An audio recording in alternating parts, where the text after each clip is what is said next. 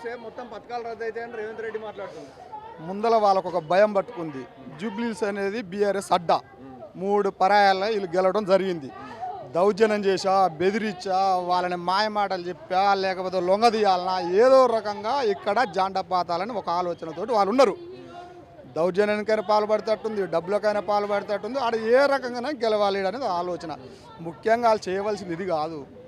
ఈరోజు ఈ తుఫాను వల్ల నిన్న మొన్న పల్లెటూర్లల్లో ఎంత నష్టపోయినారు. ఒక్కొక్కల రైతులు పత్తి చేను ఆగమయ్యి, వరిసేను ఆగమయ్యి, దాన్ని ఎంత గాలికి వదిలేసి ఓన్లీ జూబ్లీస్ మీద మంత్రులు ఇక్కడని, మినిస్టర్లు ఇక్కడని, ఎమ్మెల్యేలు ఈడని ఆ ఊర్లలో పోయి, పల్లెటూర్లో పోయి ఒక్కసారి వీళ్ళ పేరు చెప్తే నవ్వుతున్నారు జనమంతా.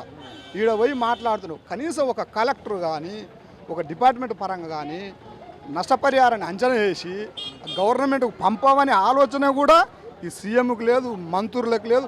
ఆ వ్యవసాయ శాఖ మంత్రి ఏం మాట్లాడుతుండో, ఏం అర్థమవుతుందో ఆయనకి ఏమీ తెలవట్లేదు.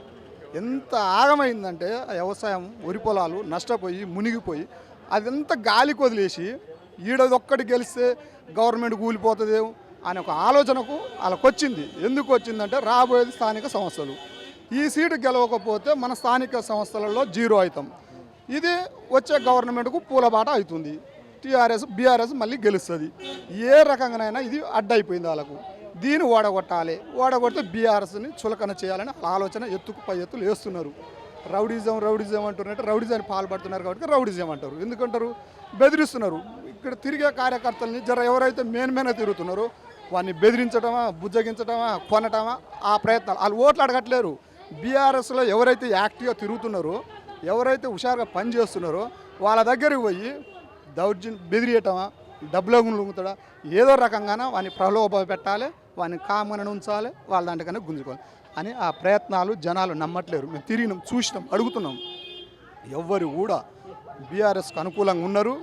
ఇంట్లో కూర్చున్నా మళ్ళీ జూబ్లీస్ అనేది బీఆర్ఎస్కి అడ్డగా నిలవబోతుంది. అది కాంగ్రెస్ వాళ్ళకు కూడా తెలుసు, ముఖ్యమంత్రికి తెలుసు.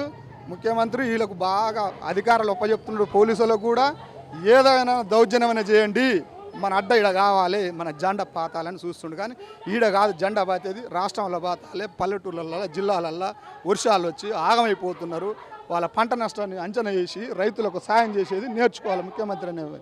అది తీసేస్తా, ఇది తీసేస్తా అనేది అది చిల్లర మాటలు. ఇవాళ ఏ పిల్లగాని అడిగినా, ఎవరిని అడిగినా అందరికి తెలుసు. ఒక స్థాయి మనిషి మాట్లాడదు, వేరే వాళ్ళతో మాట్లాడియాలి.